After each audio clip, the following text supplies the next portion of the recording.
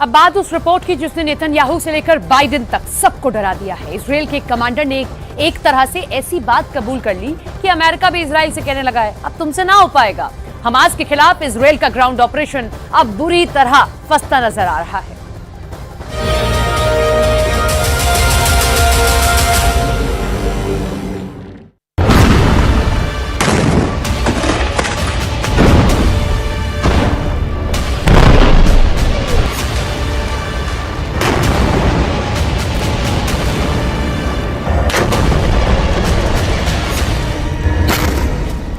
Gaza के अंदर युद्ध इस लेवल पर पहुंच चुका है कि अब जान हमास की जाएगी या फिर इजरायल की सेना की, ये कोई नहीं जानता, लेकिन जान जरूर जाएगी, इसकी गारंटी 100% है।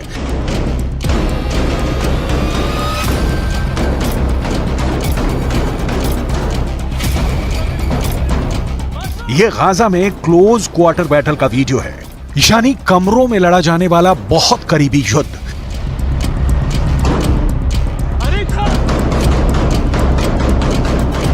इजरायल के कमांडो इस इमारत में एक एक कमरे को खंगाल रहे हैं। ताबड़तोड़ फायरिंग हो रही है। किसकी गोली किसे लगेगी, डर बहुत ज्यादा है। यह गाजा के युद्ध की सबसे खतरनाक पिक्चर है।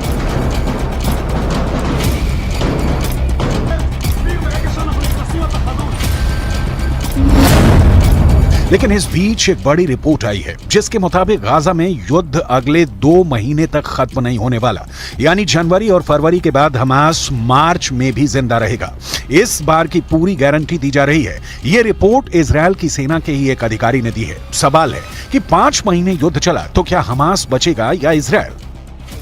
इजरायल की सेना को दक्षिण में सिर्फ खान यूनुस इलाके में अपना ऑपरेशन पूरा करने में 4 हफ्तों का वक्त लग सकता है, यानी 1 महीना या कहें पूरा दिसंबर और जनवरी इजरायल की सेना खान यूनुस में लड़ती रहेगी।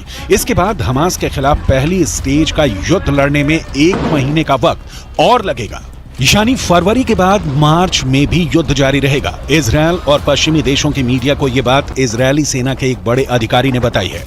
उत्तरी गाजा पर कब्जा करने के बावजूद इजरायल की सेना को गलियों में युद्ध लड़ना पड़ रहा है।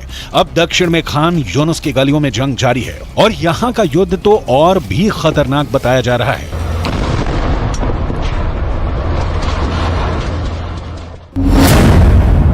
कुल मिलाकर समझिए कि 7 अक्टूबर को शुरू हुआ युद्ध अब भी जारी है। यह युद्ध 7 जनवरी तक भी चलेगा। यह युद्ध 7 फरवरी को भी होता रहेगा और इसके बाद यह युद्ध 7 मार्च को खत्म हो जाएगा। इसकी कोई गारंटी नहीं है, यानी इजरायल और हमास की जंग 5 महीनों से आगे जाएगी। अब इजरायल की सेना के अधिकारी ये बात बता रहे हैं। इजरायल को इसी बात का डर है कि अगर मार्च तक हमास जिंदा रहा तो उसकी बहुत आधुनिक मानी जाने वाली सेना की इज्जत मिट्टी में मिल जाएगी। पहले ही 2 महीनों के अंदर इजरायल और हमास के युद्ध में बहुत ही खतरनाक टक्कर देखने को मिली है। हमास के एंटी टैंक दस्तों ने इजरायल की सेना की नींद उड़ा दी है, इसमें कोई शक नहीं। बंधकों को छुड़ाने वाले सीज फायर के बाद इजरायल हमास पर 10 गुना तेज हमला करेगा, ये सब जानते थे। इजरायल ऐसी हर कोशिश करेगा जिसकी वजह से हमास के पास ना बचने का रास्ता हो, ना भागने का। लेकिन अब जो टक्कर देखने को मिल रही है उसमें हमास के एंटी टैंक दस्तों ने गाजा के हर चौर, हर गलियों में इजरायल की सेना पर हमले तेज कर दिए हैं। इजरायल की सेना अपना टैंक किस गली में ले जाए और किस में नहीं, और किस गली में जाकर उस पर हमला नहीं होगा, ये गारंटी कोई नहीं दे रहा। बिस्मिल्लाह अल्लाह।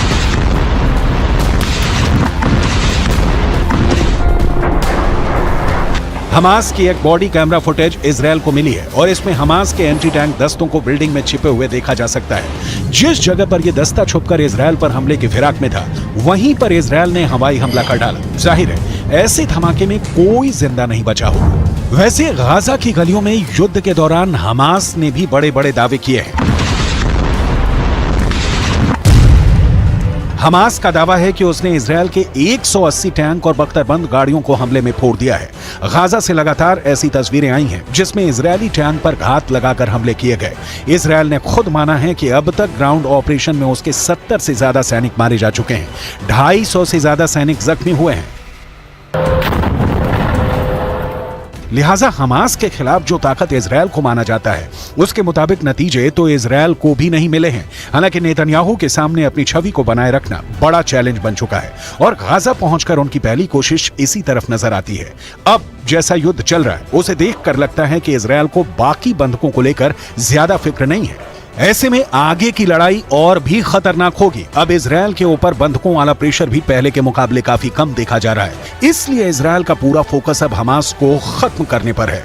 2 महीनों के युद्ध के बाद इजरायल की सेना ने जो टारगेट तय किए उसमें से कितने पूरे हुए, इस पर नेतन्याहू की पैनी नजर है। 2 महीने के युद्ध के बाद इजरायल को क्या हासिल हुआ? गाजा पूरी तरह तबाह हो चुका है। 18,000 लोग इजरायल की बमबारी में मर चुके हैं, लेकिन इजरायल पर रॉकेट अब भी दागे जा रहे हैं। गाजा पर हमास का कंट्रोल बाकी है। हिजबुल्लाह के साथ इजरायल का उत्तरी बॉर्डर यानी लेबनान का फ्रंट अब भी एक्टिव है। अमेरिका इजरायल की मदद कर रहा है, लेकिन सीधा इस युद्ध में शामिल नहीं होना चाहता क्योंकि वो यूक्रेन में भी एक्टिव है। ईरान के समर्थन वाले मिलिशिया इस वक्त इजरायल और अमेरिका दोनों पर हमले कर रहे हैं और इन सबके बीच हमास अब भी जिंदा है, यानी जिसे इजरायल पूरी तरह से खत्म करना चाहता है वो अब भी इजरायल से लड़ रहा है।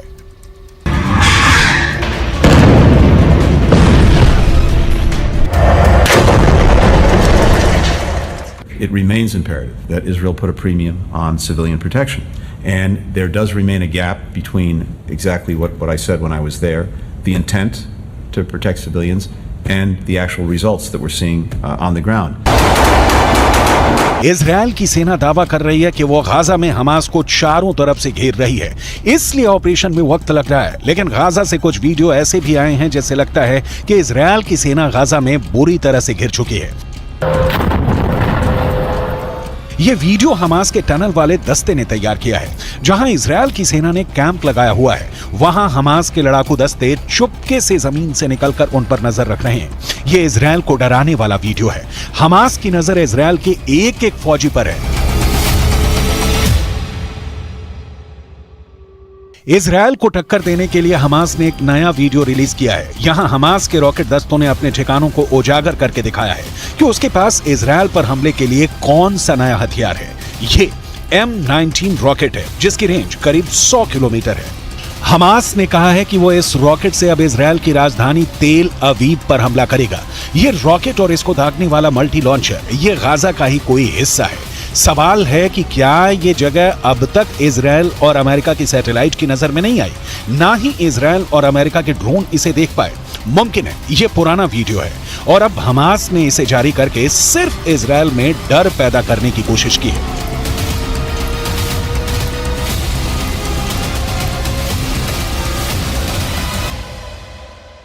गाजा के अलावा इजरायल के लिए उत्तरी बॉर्डर बड़ा खतरा बन चुका है। ये लेबनान बॉर्डर पर इजरायल की बड़ी पोस्ट है और यहां हिजबुल्लाह ने एक एंटी टैंक मिसाइल से हमला किया और फिर देखिए क्या हुआ। पहले धमाका, फिर पोस्ट का बड़ा हिस्सा ढह जाता है और आग लग जाती है। हिजबुल्लाह की तरफ से ऐसे खतरनाक हमले इजरायल की सेना लगातार झेल रही है। जब इसके बारे में नेतन्याहू से पूछा गया तो उनका जवाब भी गौर करने वाला है। सैनिकों के बीच इस तरह के सवालों का जवाब कैसे देना है, नेतन्याहू बहुत अच्छी तरह से जानते हैं।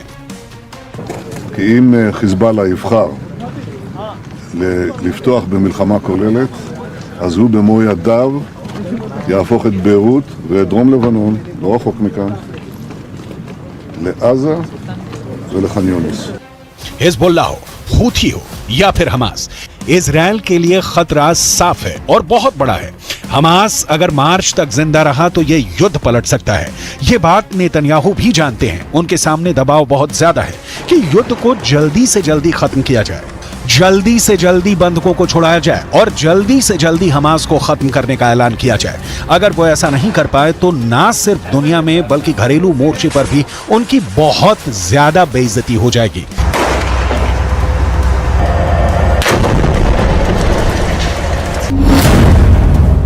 इसलिए इजरायल और नेतन्याहू के सामने सबसे बड़ा डर है कि अब मार्च तक हमास जिंदा रहेगा। ये बात इजरायल की सेना अपनी रिपोर्ट में कह रही है। हमास का गुनाह ही इतना बड़ा है कि इजरायल ने उसे पूरी तरह से खत्म करने की कसम खाई है। यही वजह है कि 7 अक्टूबर के बाद से गाजा में जिसने हाथ डाला है उसने अपना हाथ जलाया है। गाजा जलता हुआ कुआं बन चुका है, जो गिरेगा खत्म हो जाएगा, क्योंकि इजरायल को जिसने भी अब तक रोकने की कोशिश की उसको नेतन्याहू ने सिर्फ एक जवाब दिया, जब तक हमास खत्म नहीं हो जाता तब तक युद्ध जारी रहेगा। बंधकों को छुड़ाने के लिए सीज फायर तो कर दिया गया, लेकिन एक बात साफ है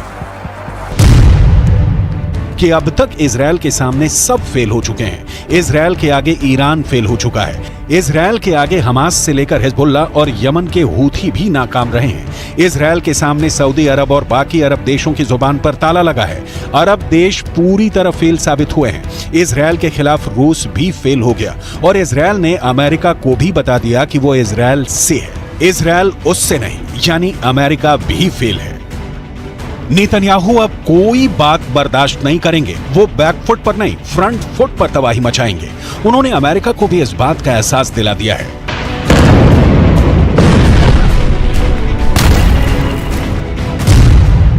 कि हमास को खत्म करने तक बिल्कुल नहीं रुकेंगे। हमास की मौत 100% पक्की है, ये नेतन्याहू की गारंटी है। उत्तरी गाजा के अस्पताल इजरायली बमबारी के सबूत बने तो दक्षिण में खान यूनिस के रिहायशी इलाके इस बमबारी के सबूत बन रहे हैं। यहां बम गिरा तो 10 लोग फौरन मारे गए, कई घायल हो गए। तबाही की ऐसी तस्वीरें हर जगह दिखी। गाजा में बमबारी रोके, इसके लिए इजरायल पर दबाव डाला जा रहा है, लेकिन उसका असर शून्य है। इजरायल को अमेरिका से मिल रही मदद इसका सबसे बड़ा सबूत है, जो फिर से सीज फायर की कोशिश के आगे दीवार बन चुका है। अमेरिका ऐसी बमबारी रोकने के लिए संयुक्त राष्ट्र सुरक्षा परिषद में आए प्रस्ताव के खिलाफ वीटो कर चुका है।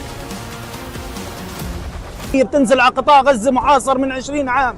هذه الأسلحة وهذه الصواريخ كلها صنعت في أمريكا وفي دول العالم الغربية ويدعم إسرائيل من أجل القضاء على الشباب والأطفال والنساء والشيوخ.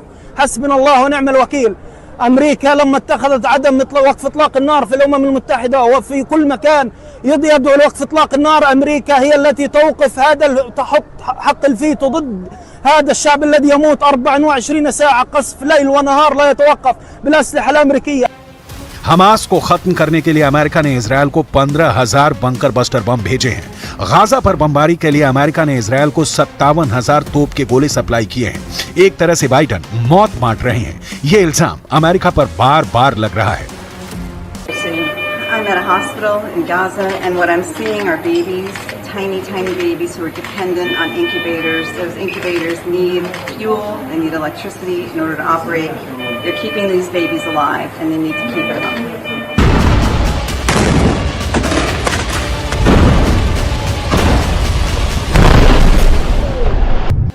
अमेरिका एक तरफ कह रहा है कि युद्ध जल्दी खत्म हो, दूसरी तरफ वो ये भी नहीं चाहता कि सीज फायर हो। अमेरिका इजरायल को लगातार बम भेज रहा है और इजरायल गाजा पर लगातार बमबारी भी कर रहा है, लेकिन 2 महीनों के बाद भी ये युद्ध जारी है और हमास जिंदा है। सवाल है कि क्या हमास के पास इतनी बड़ी ताकत है और क्या इजरायल इतना कमजोर है कि वो मार्च तक हमास को खत्म नहीं कर पाएगा?